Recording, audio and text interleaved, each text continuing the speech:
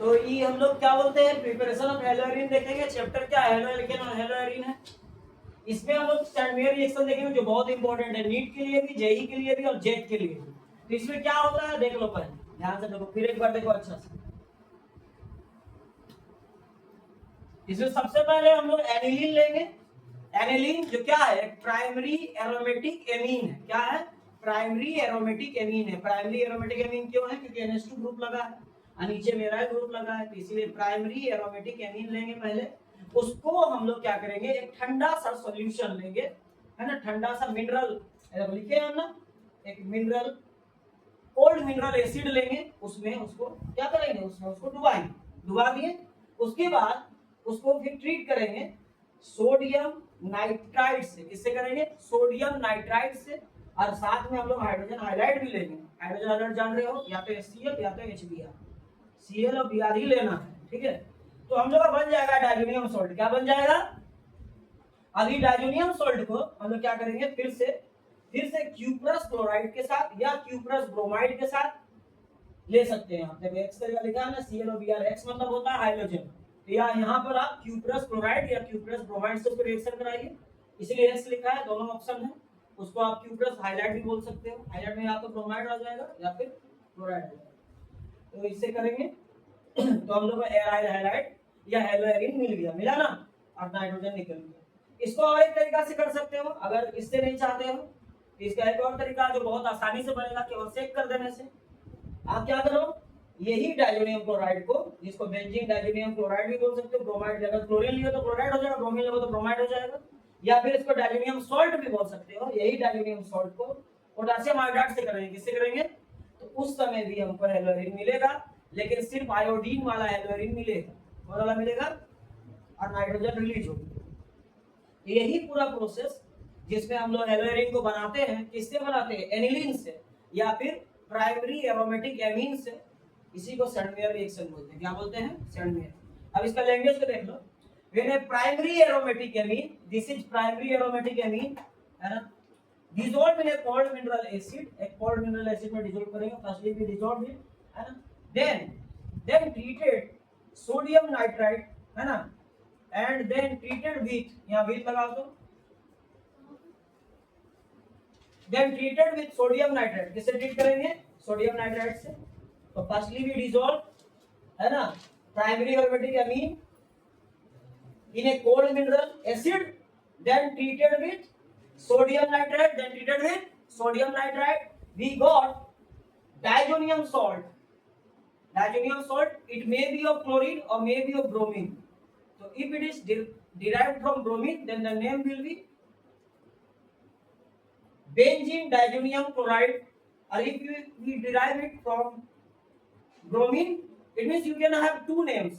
If you just derive from bromine, then the name will be benzene diazonium bromide, and if you just derive from chlorine, then the name will be benzene diazonium chloride. तो अभी मान लेते हैं कि जो अभी हम लोग डिराइव किए हैं, फिर से बता दे रहे हैं। फर्स्टली एनिलीन को हम लोग ट्रीट करेंगे। पहले एनिलीन को क्या करेंगे, कोल्ड सॉल्यूशन में डाल देंगे, है ना, मिनरल एसिड का। उसके बाद इसको ट्रीट करेंगे किससे, सोडियम नाइट्राइड से, और साथ में क्या लेंगे, हाइड्रोजन हाइलाइड, तो बनेगा डाइजोनियम सॉल्ट। क्या बनेगा, डाइजोनियम सॉल्ट। क्लोरीन का भी हो सकता है, ब्रोमीन का भी ले सकते हैं। फिर इसी डाइजोनियम सॉल्ट को क्यूप्रस क्लोराइड के साथ करेंगे। किससे करेंगे, या क्यूप्रस ब्रोमाइड के साथ, यानी क्यूप्रस हाइलाइड के साथ। तो हम लोग को मिलेगा, वही मिल जाएगा जो हमको चाहिए। तो क्या मिलेगा, हेलोएरिन। क्या मिलेगा, हेलोएरिन। हेलोएरिन मिल जाएगा। यहाँ पर आप दो ऑप्शन है, या तो क्लोरीन ले लो या ब्रोमीन ले लो। एक्स की जगह में आप क्लोरीन भी लिख सकते हो, ब्रोमीन भी लिख सकते हो। और एक और तरीका है, अगर आपको क्यूप्रस क्लोराइड या क्यूप्रस ब्रोमाइड यूज नहीं कर रहा है, तो आप पोटेशियम आयोडाइड से कर दो, यही डाइजोनियम सॉल्ट। तो खाली सेक करेंगे, मिल जाएगा। ये देखो यहाँ पर अब लिखता है, ये देखो यहाँ से देखो, when a primary aromatic amine dissolved in a cold mineral acid में डिसॉल्व किए, and then treated with sodium nitrite. किससे ट्रीट किए, सोडियम नाइट्राइट से। A diazonium salt is form. क्या बना, डाइजोनियम सॉल्ट बना। अब क्या करेंगे, मिक्सिंग दिस डाइजोनियम सॉल्ट, इसको फिर मिक्स करेंगे विद क्यूप्रस क्लोराइड और ब्रोमाइड। मतलब यहाँ पर क्यूप्रस क्लोराइड भी ले सकते हो, क्यूप्रस ब्रोमाइड भी ले सकते हो, इसीलिए एक्स लिखे। एक्स मतलब हाइड्रोजन, या क्लोरीन या ब्रोमीन ले सकते हैं, आयोडीन और क्लोरीन नहीं।